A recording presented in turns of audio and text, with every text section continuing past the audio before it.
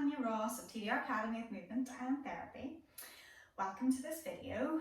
I'm going to run through a little bit of a mobilizing routine for most of the joints in the body, for the major joints. So if, for example, you get up in the morning, you feel a bit stiff, this is something you could work through, or maybe before you start into doing some lighter exercise, then it's a good warm-up to do. It is mainly mobilizing, it's not particularly stretching anything, they're active range of movement. It may not be pushing the flexibility, so if you need to do more of that, then I would apply more stretching after you've done this. But you could use this as a broad base warm-up for a lot of different activities before you then start to make it more specific for what you're going to do, whether that involves even more dynamic range of movements that you're going to work through with a little bit of force and progressing up to stronger movements, whether you add in deeper stretching. But again, maybe a nice little base just to get the body generally moving. So what we're going to do is just stand comfortably with the feet about hip distance apart, and from there, arms relaxed down by your sides. Get a sense of lengthening up through the back of your neck so you feel nice and long. So we're going to take the head through some movements, just dropping your chin to your chest. I don't want you to force anything, I just want you to move through your available range where there's no pain. Then lifting your chin up to the ceiling. And again, everything is progressive. Everything is how far you feel that you can move. And again, I've mentioned being short of pain. So if you feel pain, go short of that. So don't tap into pain, go short of it. You can still move within whatever range doesn't feel painful. And then back into center. So you could do maybe even 5 of those if you wish. When you're bringing your chin to your chest, good to keep your mouth closed. It just gives a little bit of mobility into these tissues at the front of the neck. Then from there, if you bring the head into rotation, looking over your shoulder, and then rotating to the other side. So we're just going to go through 3 of each head movement. And notice whenever your head goes to the side, do your shoulders reach forward? Can you keep the shoulders open? You might notice one side feels tighter than the other, always good to know, and then you can stretch those areas out. Then we're going to take it into side bending. A side bending is not dropping your ear to one shoulder, it is lifting one ear up away from your shoulder. And there's a difference, and you can try it and see what that feels like to you.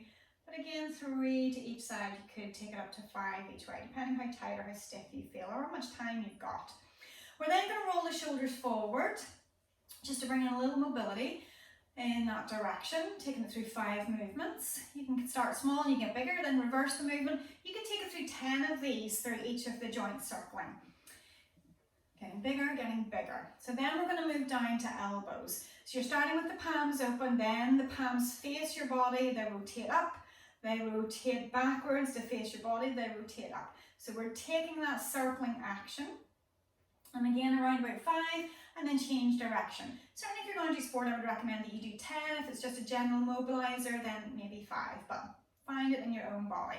So once we're done that, then we're going to take long arm rotation. So we're rotating the upper arms in the sockets, rotating up, rotating down, trying to keep the shoulders fairly fixed. But you can, again, add this in. Maybe you do 5 fixed shoulders, and then you do 5, you squeeze your shoulder blades together, round them forward. Squeeze them together, round them forward. So everything is getting a little bit of mobility in around the shoulder blades. We can also do that in opposites. So 5 each way, or again 10, you pick your number. And then once we've done those opposites, then take it into wrist circling.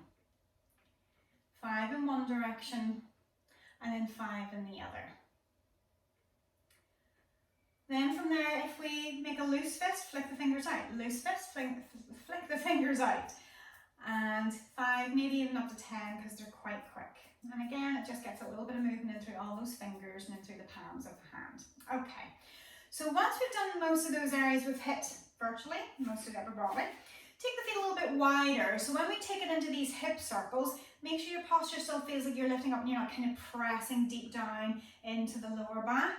So you're circling, you can start really small. If you imagine you're drawing something on the floor, like a circle on the floor with your tailbone, that circle gets a little bit bigger with each movement.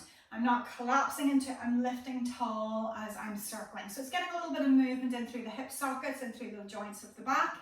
And again, then slowly taking it through 5 the other direction.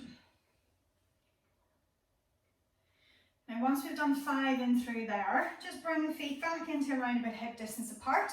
We can add in a little bit of side bending, and again, making sure you don't feel any pain but your spine is lifting. Same as what I said about the ear, you're lifting it up away from the shoulder when we're taking the side bend, you're not dropping the head down.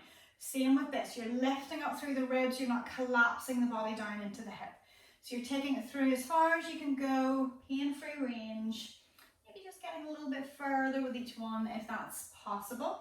So making sure you've done your number to each side, you finish on the opposite side to where you started. Okay.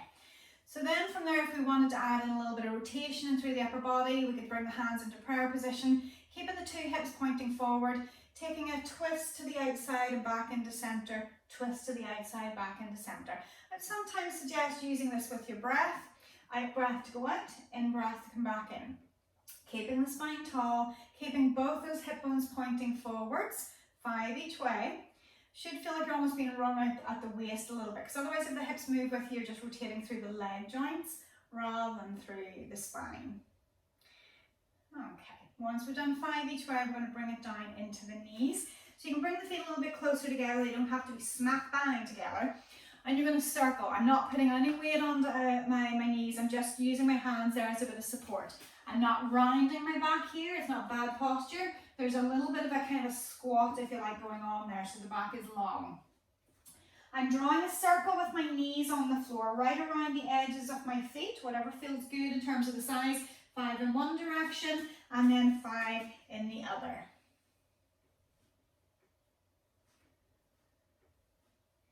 Okay, now once we've done those 5, then we can take it into ankles. So if you're not very stable, maybe a chair to hold onto or a wall, shift your weight onto one foot, and we can draw circles, 5 in one direction with the ankle, and then 5 in the other.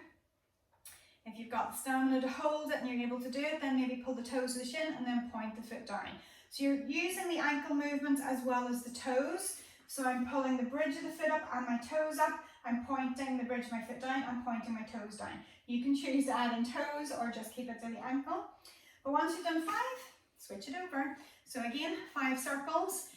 And if you don't do balance work in a day, this is a good one to do for balance work, because it's important to make sure you have some balancing in your day, because it gets worse as we get older. So it's good to challenge all those nerve endings in the body to hold you still. So that may be enough for you. We could do other movements into the hip, which I'm going to do now, but that might be enough for you in a day. The next one can be a little bit stronger. Again, if you need something to hold on to, then you can use it. But if you're going to go out and do activity which is putting impact into the hips or repeated movement, then this is good to do. So you're circling all the way around. Your arms can do whatever they feel they need to. You can touch the floor in between, or you can keep it stable and just circle through. 5 one direction, 5 the other. Trying to work through as big a range as you can. And there's a certain amount of core stability going on there to hold me stable. Otherwise I'm just twisting, and that's not good for the bottom leg. So you're wanting to make sure most of that is pretty fixed. So again, 5 in one direction.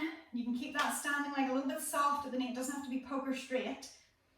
So 5 one direction, and then 5 in the other. Whatever your arms need to do to keep you steady. If we want to add in a little bit more of a challenge, again, you could stop there, maybe that's enough for you. If we wanted to add in, for example, another movement just in terms of standing tall, getting that whole chain active, I could keep this knee nice and stable and just circle with the lower leg. So it's almost like I'm stirring a bowl, trying to keep that knee centered. And again, 5 in the other direction. Just bringing in a few other little movements in around the hip and the knee. So again, 5 in one direction and 5 in the other.